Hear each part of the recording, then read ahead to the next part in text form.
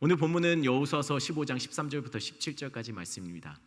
여러분 한 절씩 교독하겠습니다. 여호수아서 15장 13절부터 17절까지 말씀입니다. 저와 여러분들 한 절씩 교독하겠습니다. 제가 먼저 읽습니다.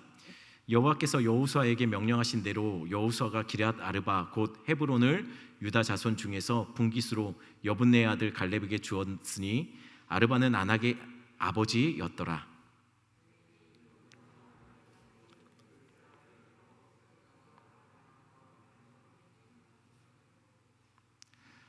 거기서 올라가서 드빌 주민을 쳤는데 드빌의 본 이름은 기럇 세벨이라.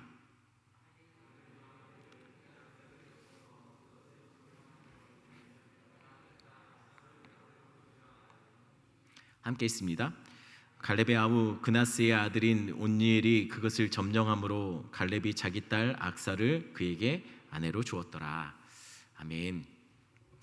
여러분 별로 좋지 않은 용어지만 알박기라는 거 아시죠? 사진을 좀 띄워주십시오. 알박기라는 것을 이게 중국에서 일어난 알박기라고 합니다. 제일 위쪽에 있는 이 알박기는 뭐냐면요, 금융센터를 만들기 위해서 부지를 샀는데 공사지의 대부분의 땅을 다 사들였는데 저희 가운데 하나 보이시죠? 그 건물을 가지고 있는 건물주가 안 팔고 버틴 겁니다. 이 알박기의 결론은 어떻게 됐을까요? 이 건물주가 시세보다 10배 이상의 돈을 받고 건물을 팔아 넘겼답니다. 밑에 있는 알박기는 도로를 건설하려고 주변의 부지들을 다 샀는데 이 주인이 버티고 결국은 이렇게 집을 지었답니다. 이렇게 길을 냈답니다. 참 외출하기 힘들 것 같죠. 뭐 마트라도 이래서 가보겠습니까? 뭐 좀 과장되고 밑에 거의 진위는 제가 확인이 안 되겠습니다. 제가 제 상식으로는 이렇게 도로를 만들 것 같지는 않습니다. 그래서 뭐 합성은 아닐까라는 생각도 들 정도로 말도 안 되는 일이 벌어지죠. 여러분 알박기를 왜 합니까? 어떤 건설 계획이나 프로젝트를 갖고 있을 때 그 계획 속에 중요한 한 점을 선점하여서 그것을 통해서 내가 이렇게 많은 이득을 얻기 위한 거 아닙니까? 내가 많은 혜택을 받기 위해서 알박기를 하는 것이죠. 알박기는 결코 좋은 것은 아닙니다. 그런데 성경에서도 보면은요, 하나님의 중요한 계획에 선점하여 알박기를 하는 사람이 나와요. 이거는 나쁜 의미의 알박기가 아닙니다. 이거는 영적인 거룩한 욕심이죠. 하나님의 계획에 반드시 핵심적인 어떤 한 위치를 차지함으로, 선점함으로 내가 하나님의 계획에 포함될 수밖에 없게 만드는 그런 거룩한 욕심, 그것을 보인 사람이 오늘 본문에 나옵니다. 그게 누굽니까? 우리 지난주에 같이 봤던 갈렙입니다. 어쩌면 여러분들 중에서는 아니 목사님 분명히 지난주에 했던 본문 갖고 또 하시네 라고 생각할 수 있어요. 아니에요.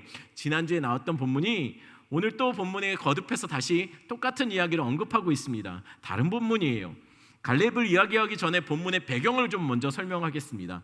오늘 성경 공부하신다고 생각하시고 들으시면 될 것 같아요. 한 번쯤은 12지파의 땅 분배에 대해서 좀 정리를 해볼 필요가 있기 때문에 제가 조금 길지만 과하지 않은 범위에서 좀 빨리 정리를 해보겠습니다. 여호수아서는 13장부터 이 땅을 분배하는 기록이 나와요. 그 전까지는 땅을 전쟁을 차지해서 취했죠. 이제 땅을 얻은 정복한 땅을 이제 백성들에게 지파별로 나누어주는 그 본문이 13장부터 나옵니다. 결론부터 말을 하면 보이시는 사진처럼 땅은 그렇게 분배됩니다. 크게 두 개로 나눠요. 여러분 요단강을 중심으로 해서 동편 땅, 이게 13장부터 분배되는 것이 나옵니다. 요단 동편 땅은요, 루벤, 갓, 므낫세 반지파가 나누어집니다. 근데 사실은요, 이거는 이미 받은 거예요. 오늘 본문에서 얘기하고 있기는 하지만 이미 분배가 맞춰졌어요. 여러분 기억하실지 잘 모르겠습니다. 요단 동편 땅을 먼저 차지했을 때, 그때 사실은 하나님이 약속하신 가나안 땅의 실질적인 가나안 땅의 지경은요, 요단 건너편이었어요. 서쪽이었어요. 근데 동편 땅을 보고서 그 땅을 마음에 들어하면서 우리는 그냥 여기에 머물겠습니다라고 요청했던 지파가 있는데 바로 그 지파가 누굽니까? 루벤, 갓, 므낫세 반지파예요.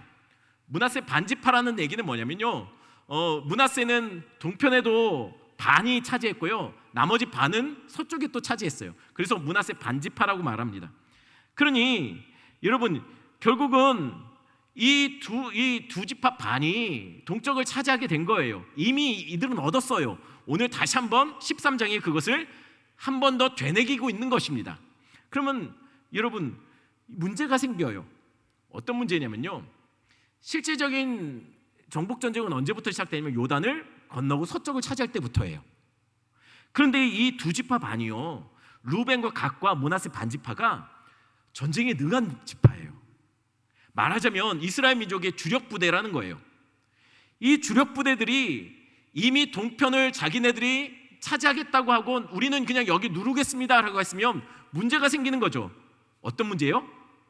이제 서편을 차지해야 되는데, 전쟁을 해야 되는데, 실질적인 정복 전쟁은 그때부터 시작되는데 주력 부대가 이미 땅을 차지해버리고 거기에 눌러앉은 거예요. 그러면 어떻게 하겠습니까? 자기네들이 이미 자기 땅 차지했는데 목숨 걸고 싸우겠습니까? 그래서 모세가 그 땅을 주겠다고 허락하면서 조건을 답니다. 어떤 조건이냐면, 나중에 요단강을 건너서 서쪽 땅을 차지하기 때 정복 전쟁을 할 때 니네들이 선봉 서라라고 했어요. 니네들이 제일 앞장서서 건너서 제일 열심히 싸워야 된다는 조건을 단 겁니다. 그것을 오케이 했어요. 그래서 두 지파 반이 그 서쪽 땅을, 동쪽 땅을 차지한 대신 전쟁 서쪽을 차지할 때 선봉에 서기로 약속하고, 그렇게 13장에서 동편 땅이 분배가 마무리된 겁니다. 그럼 나머지 땅은 어떻게 됐을까요? 이제부터 얘기가 서편 땅의 얘기를 해야겠죠. 서편 땅이 어떻게 분배가 됐는지. 근데 서쪽 땅 14장서부터 서쪽 땅의 분배에 대해서 이야기하기 전에 성경이 먼저 어떤 민족이 그러면 서쪽 땅을 차지하게 됐는지 그것을 먼저 명확하게 정리를 하고 시작해요. 14장 내용이 그겁니다. 여러분, 이스라엘 지파가 총 몇 지파죠? 12지파죠. 12지파인데 그 12지파가 사실은 야곱의 아들 12지파를 말합니다. 그런데 여기서 서쪽 땅을 분배할 때 빠진 지파가 있고 추가된 지파가 있어요. 그게 14장에서 나옵니다. 자, 두 지파 반은 이미 동쪽 땅을 차지했습니다. 그러면 서쪽 땅을 차지할 지파는 총 몇 지파가 남죠? 12지파에서 두 지파 반을 빼보세요. 그러면 몇이 나옵니까? 아니, 되게 다들 명문 초등학교 다 나오셨지 않습니까? 9지파 반이 남아요. 그렇죠? 9지파 반이 서쪽을 차지해야 되는데 이 중에서 빠진 지파가 있어요. 어디냐면 레위입니다. 아시다시피 레위는 기업을 받지 못해요. 대신 하나님의 성막에서 또는 성전의 제사에 관련돼서 그것을 돕지요. 그러면 뭘 먹고 삽니까? 땅이 없으면. 대신 11조로, 다른 지파들이 낸 11조가 하나님께 드려졌지만 하나님이 그들에게 기업으로 주시는 거예요. 그래서 11조로 먹고 그들은 생활했습니다. 자, 그럼 8지파 반이 나눠져야 돼요. 그런데 8지파 반이 아니라 더해진 한 지파가 있어요. 그 지파가 누굴까요? 여러분, 혹시 야곱의 12지파 중에서 요셉 있죠? 요셉. 혹시 그런데 요셉 지파라고 들어보셨나요? 요셉 지파 들어보신 분 혹시 있으면 손 들어보십시오. 그럼 여러분이 갖고 있는 성경과 제가 갖고 있는 성경이 다른 거예요. 여러분, 요셉 지파는 없습니다. 그러면은 여러분, 요셉 지파는 왜 빠졌을까요? 요셉 지파는요, 요셉의 두 아들이 있습니다. 그게 누구냐면 에브라임과 므낫세예요. 에브라임과 므낫세는 나중에 야곱이 마치 자기의 아들인 것처럼 각각 별개의 하나의 지파로 인정받아요. 무슨 얘기냐면, 요셉은 한 지파인데 요셉이 그 땅을 분배할 때는 두 아들이 각각 마치 한 지파인 것처럼 나누어진다는 거예요. 그래서 결국은 레위는 빠졌지만 요셉이 둘로 갈라지면서 결국은 총 12지파가 나누어지고 2지파 반이 동쪽을 갖고 9지파 반이 서쪽을 갖게 되는 거예요. 자, 그리고 나서 14장에서 그것을 얘기하고 15장부터가 실질적으로 요단 서편이 어떻게 나누어지는지에 대해서 이야기를 합니다. 그런데 15장부터 어떤 지파가 언급이 되냐면요, 유다 지파가 언급이 돼요. 먼저 서쪽 땅을 차지하는데 유다 지파가 먼저 차지하게 되는 건 순서상으로 먼저라는 거예요. 이게 참 이상해요. 왜 이상하냐면 여러분, 이스라엘 민족은 굉장히 서열을 중요시해요. 우리나라도 서열을 굉장히 중요시하죠. 이스라엘은 더 중요시 여겨요. 그렇다면 서열상으로 보면 누가 제일 먼저 나와야죠? 유다가 아니라 맏형인 루벤이 나와야 됩니다. 근데 루벤이 아니라 유다가 나와요. 유다 몇째죠? 넷째예요. 첫째인 루벤이 왜 안 났을까요? 루벤은 이미 동쪽을 차지했습니다. 이미 땅을 차지했기 때문에 서쪽에 대해서 언급 나누어질 때 그는 대상에서 빠지는 거죠. 하지만 대상에서 안 빠졌다 할지라도 그에게는 문제가 있었어요. 어떤 문제냐면 그는 장자이지만 장자 대접을 못 받습니다. 그 이유에 대해서 창세기 35장 22절에 이렇게 말해요. 한번 같이 읽어볼까요? 창세기 35장 22절 말씀 함께 있습니다. 이스라엘이 그 땅에 거주할 때에 루벤이 가서 그 아버지의 첫 비라와 동침함에 이스라엘이 이를 들었더라. 여기서 이스라엘은 야곱을 말합니다. 야곱에게는 비라라는 첩이 있었는데 루벤이 그 자신의 아버지의 말하지만 아내와 통간한 거예요. 이 사실을 알고 루벤은 장자에서 말하자면 자격을 박탈당한 거죠. 여러분, 그렇다면 루벤은 그렇다 칩시다. 그러면 유다보다 형인 시므온과 레위는 어떻게 된 것일까요? 레위는 하나님이 또 따로 하셨죠. 그러면 시므온은 왜 그랬을까요? 왜 시므온이 안 나오고 왜 유다로 바로 넘어가냐는 거예요. 여러분, 이스라엘에서 먼저 나온다는 것은요, 이건 중요성과 관련이 있고 여러분 서열에서 굉장히 중요하게 다룹니다. 여러분, 십계명 10가지가 나오죠. 10가지가 다 똑같이 중요하지 않습니다. 십계명에서 가장 중요한 계명이 뭘까요? 첫째 계명이에요. 그러면 여러분, 성령의 9가지 열매 중에서 가장 중요한 계명은 뭘까요? 열매는 뭘까요? 사랑이에요. 여러분, 마찬가지예요. 가장 중요한 거, 앞에 제일 먼저 언급된다는 것은요, 가장 중요하고 가장 의미 있을 때 제일 앞에 둡니다. 근데 유다가 제일 먼저 나왔다는 거예요. 시므온을 제끼고. 왜 그랬을까요? 사실 시므온과 레위도 문제가 있었어요. 혹시 여러분 기억나십니까? 세겜에서 디나가 그곳에서 그 하몰의 아들 세겜에 의해서 하몰 땅에 갔다가 강간을 당해요. 그 하몰의 아들 세겜에 의해서 이제 말하자면 겁탈을 당합니다. 근데 세겜이 디나를 마음에 들어서 그리고 찾아와서 청혼을 해요. 이때 야곱의 아들들이 뭐라고 얘기했냐면 우리는 할례 받지 못한 자들과 민족과 함께 혼인 맺을 수 없다. 사돈이 될 수 없다라고 얘기해요. 그래서 그 조건을 받아들여서 하몰이 그의 아들과 그의 온 남자들 전부 다 할례를 받습니다. 할례를 받고 났을 때 여러분, 이 고통 때문에 일어서지도 못할 한 3일쯤 됐을 때 그때 시므온과 레위가 죽이 돼서 그 땅을 다 남자들을 학살해 버려요. 이 일을 계기로 역시 마찬가지로 야곱은 이 둘을 저주해요. 그래서 그들도 역시 마찬가지로 장자의 대우를 받지 못합니다. 그나마 레위는 나중에 금송아지 사건 때문에 우상 숭배한 사람들을 향해서 칼을 두고 그들을 심으로 해서 하나님 편에 선 것을 인정받고 하나님을 위해 하나님의 전을 위해서 봉사하는 지파로 따로 빼어진 거죠. 그나마 구제받았다는 거예요. 하지만 시므온은 여전히 그때의 잔혹성 때문에 하나님의 그 장자, 언약을 실질적으로 물려받는 장자에서 계승자에서 역할을 못하게 됐어요. 그러니 자연스럽게 그 다음 누가 됩니까? 유다가 그 역할을 감당하게 됐다는 것이에요. 유다가 언약의 계승자의 역할을 합니다. 그래서 약속의 땅의 서쪽 땅을 분배할 때 유다가 가장 먼저 언급이 되는 거예요. 또한 가장 많은 분량을 할애받아서 설명해요.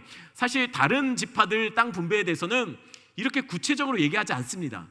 유다가 가장 먼저 얘기하면서 가장 자세하게 설명해서 땅이 어떻게 분배되었는지에 대해서 구체적으로 잘 설명하고 있다는 것이죠. 왜냐하면 이들의 땅이 분배된 것이 중요하기 때문이에요. 그런데 이렇게 유다 땅을 분배하는 이야기를 할 때 갑자기 중간에 끼어들어온 이야기가 있어요. 그게 뭡니까? 갈렙의 이야기예요. 지난주에 우리가 갈렙의 이야기를 봤죠. 갈렙이 헤브론을 차지하는 것을 우리는 이미 봤습니다. 그런데 오늘 땅을 분배하는 과정 속에 이 이야기가 한 번 더 언급되고 있어요. 별개의 땅을 차지한 게 아니라 똑같은 땅이에요. 똑같은 땅을 차지한 것에 대해서 다시 한번 이야기하고 있습니다. 아니, 왜 느닷없이 밑에 보면 이렇게 굳이 에피소드 같은 이야기들을 그 안에 끼어들지 않고 있는데 갈렙의 이야기만, 갈렙의 땅을 차지한 것만 이상하게 유독 성경이 갑자기 유다 이야기를 하다가 그 안에 끼워놓고 있더라는 것이에요. 왜 그러냐면요, 갈렙이 차지한 땅이 중요하기 때문이에요. 굉장히 이게 언약에서 하나님이 맺으신 이 언약에 굉장히 상징성을 갖고 있는 땅이었기 때문입니다. 이 땅이 말하자면 하나님의 계획의 노른자 땅 같은 땅이었다는 거예요. 하나님의 계획이 이루어지기 위해서는 이 땅이 없으면 안 되는 땅이었다는 것이에요. 그래서 중간에 유다 땅의 분배를 이야기하다가 갈렙의 이야기가 중간에 끼어 들어간 것이죠. 여호수아 15장 13절 말씀 우리 한 목소리로 한번 읽겠습니다. 여호와께서 여호수아에게 명령하신 대로 여호수아가 기럇 아르바 곧 헤브론을 유다 자손 중에서 분깃으로 여분네의 아들 갈렙에게 주었으니 아르바는 아낙의 아버지였더라. 갈렙이 차지한 땅, 이 산지를 내게 주시옵소서 해서 차지했던 땅, 그 땅의 이름을 이렇게 말합니다. 기럇 아르바 곧 헤브론이라고 말합니다. 이것이 왜 그 의미가 있을까요?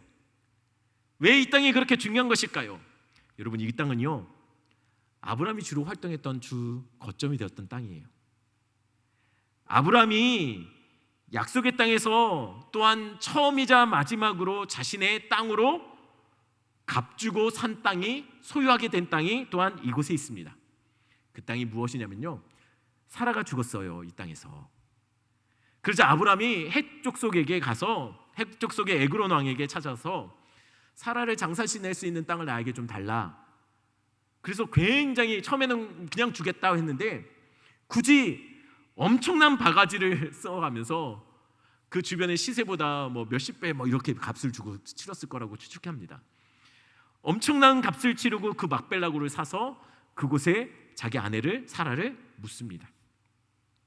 그리고 후에 아브라함도 이삭도 이 땅을 주변으로 거점을 삼아서 주거지를 삼아서요, 이 땅 주변을 이렇게 늘 돌다가 결국 그들도 죽었을 때 이곳에서 묻혀요. 야곱도요. 야곱은 어디서 죽었죠? 야곱은 애굽에서 죽었어요. 그렇죠. 여러분 갖고 있는 성경하고 제 성경이 같지 않습니까? 여러분, 애굽에서 야곱이 죽었어요. 근데 야곱은 어디에 묻혔을까요? 굳이 가나안 땅 이곳에 묻힙니다. 막벨라 굴에 묻혀요. 아니, 왜 다들 이렇게 막벨라 굴에 묻히려고 할까요? 이 막벨라 굴이 갖고 있는 영적인 의미, 상징성이 굉장히 중요하기 때문이에요.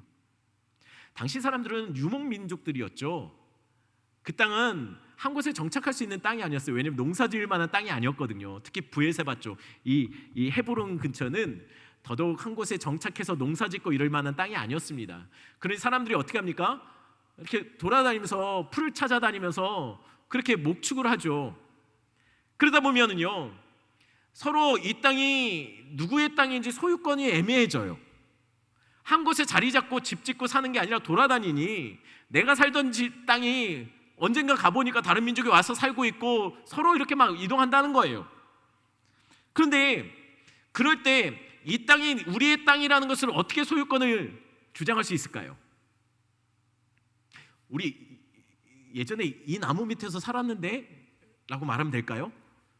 사람들한테 우리 오래전부터 여기서 살았어요 라고 주장하면은 이 땅이 우리 땅으로 인정받을까요?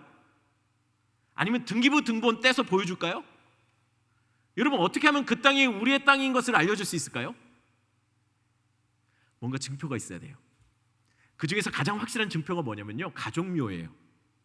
당시에는 가족묘가 있다는 것은요, 그 땅의 근거지가 우리에게 있다는 것을 보여줄 수 있는 가장 확실한 증거였어요.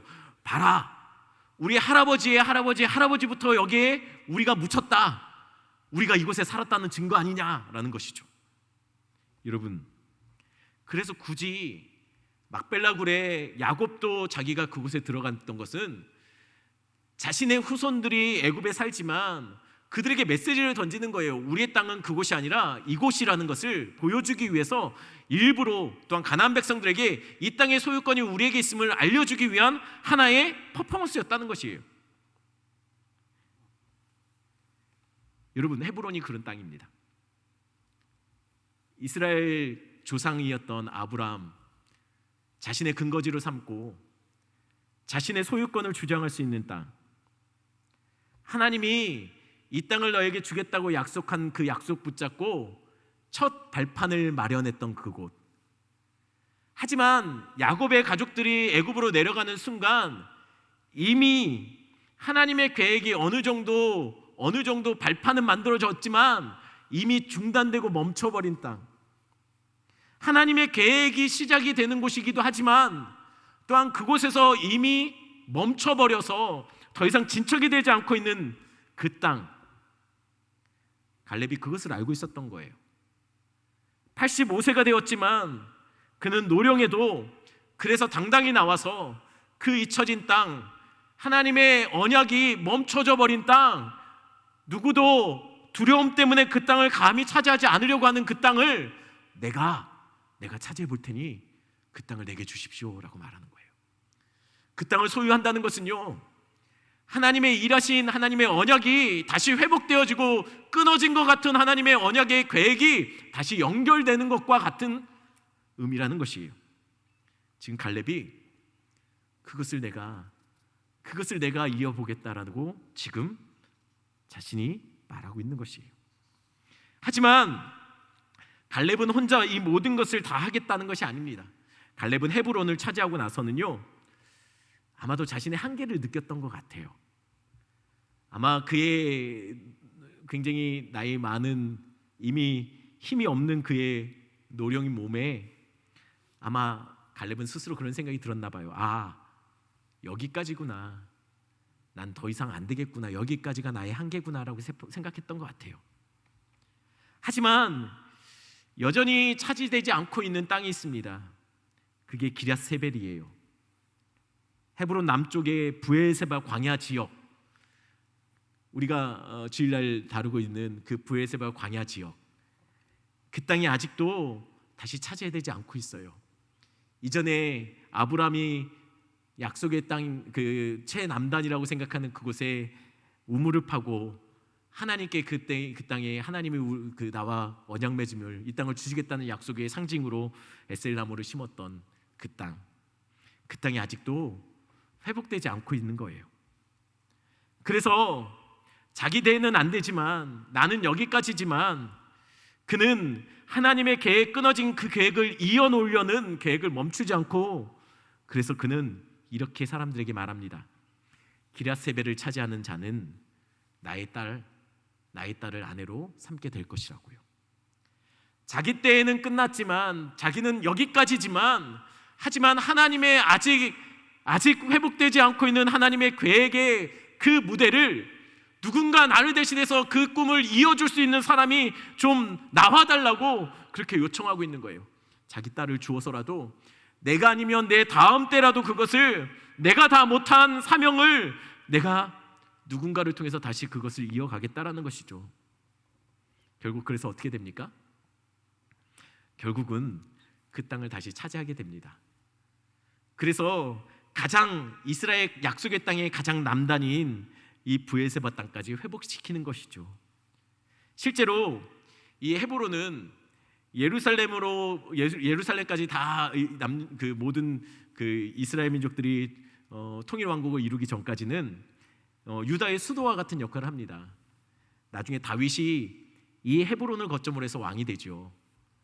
여러분, 이 헤브론은 굉장히 중요한 땅이에요. 그리고 그 다윗의 후손으로 예수 그리스도가 이 땅에 오시는 것이죠.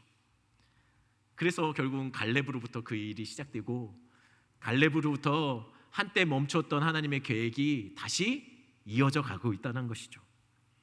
그것을 알기에 갈렙이 욕심부린 겁니다.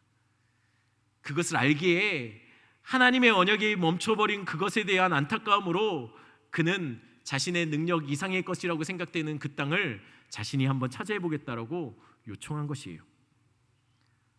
혹여나 우리 안에도 잃어버리고 우리가 놓쳐버린 하나님에 대한 열망이 혹시 그 영역이 있습니까? 혹시 여러분들에게도 이전에 기도했지만 잊고 지내는 멈춰버린 기도의 끈이 있습니까? 그것이 우리의 다음 세대일 수도 있어요. 지난주에 말한 것처럼 북한 땅일 수도 있습니다. 또한 한국의 이 민족의 복음화일 수도 있어요. 한때 한국 교회는 불같이 일어난 적이 있어요. 그저 청소년들이 기도하는 자리와 찬양이 함께 불려지는 자리라면 내 교회 남의 교회 상관없이 몰려다니면서 찬양을 하고 기도하며 아이들이 마치 콘서트장 가듯이, 요즘 뭐 BTS 그거 저는 찬양 예배가 한참 붐이 있을 때 그때 청소년기를 지났었는데요. 그때 저는 기억이 나요. 아이들이 그 자율학습, 이런 것까지 다 얘기해야 되나요? 그 자율학습 도망쳐서 친구들하고 약속 정해서 버스 타고 전철 타고 몇 정거장 한 1시간 2시간 정도 거리 떨어진 곳에 가서 찬양 집회 참석하고 찬양하고 기도하고 같이 돌아올 때 그걸 찾아다녔고 정기적으로 이렇게 지켰던 기억이 나요. 그냥 찬양하는 그 자리에 내가 있다는 것 자체만으로 감격이 되고 기쁨이 됐던 그때가 있었어요. 좀 부족하죠. 지금만큼 악기가 좋은 것도 아니고 해도 지금만큼 찬양 인도자 우리 홍전도사님처럼 그렇게 찬양을 그때 인도하시는 분이 홍전도사님만큼 찬양을 인도를 잘하는 것도 아니었고 외모가 홍전도사님만큼 된 것도 아니었고 그랬음에도 불구하고 다들 멀리까지라도 찾아가고 예배하고 산마다 청소년 아이들뿐만 아니라 어른들이 곳곳에 그냥 바위만 있으면 그 위에 올라가서 기도하는 자리들이 생기고, 한때 우리가 그랬다는 거예요. 이 한때라는 말이 속상한데요, 한때 그랬다는 거예요. 어느 순간부터인가 산은, 예전엔 산이라는 산은 전부 다 기도원이 있었는데 어느 순간부터인가 산이라는 산은 모텔이 생기고 산이라는 산마다 위락시설들이 생기고 더 이상 기도 소리가 들리지 않는, 다음 세대는 한국교회에 어른들보다 더 넘쳐나는 것은 다음 세대였음에도 불구하고 지금은 청소년 복음화율이 3%가 안 된다고 얘기해요. 3%면 중국보다도 못한 거예요. 다음 세대가 선교지가 된 것이죠. 혹시 우리 안에도 끊어져서 놓쳐져서 여전히 되찾지 못하고 있는 하나님의 꿈이 담긴 영역이 있지 않냐는 거예요. 우리 때에 그것을 찾아와야 되지 않겠습니까? 우리 때에 잃어버렸던 찬양의 열기와 기도의 그런 야성을 회복해야 되는 거 아니겠습니까? 우리 때에 한국 교회의 부흥이 다시 한번 이 땅에 임하기 위해서 우리가 헌신해야 되지 않겠습니까? 혹여나 우리 때가 아니면 우리 다음 세대로 이 꿈이 이어져 가야 되는 거 아니겠습니까? 그렇다면 여러분들이 마치 갈렙과 같은 그런 소원함을 두고 우리가 함께 기도하면 좋겠다는 생각이 듭니다. 특별히 오늘 기도하실 때 이 땅의 악한 문화들을 위해서 우리가 함께 더 기도했으면 좋겠어요. 혹시 언론을 통해서 들었는지도 잘 모르겠지만 지금 다시 한번 동성애를 포함한 인권에 대해서, 인권 그 차별법에 대해서 다시 한번 국회에서 논의가 되고 있습니다. 이번에는 조금 분위기가 다른 것 같아요. 이번엔 여론이 아마 통과되는 쪽으로 많이 이야기가 나오고 있어요.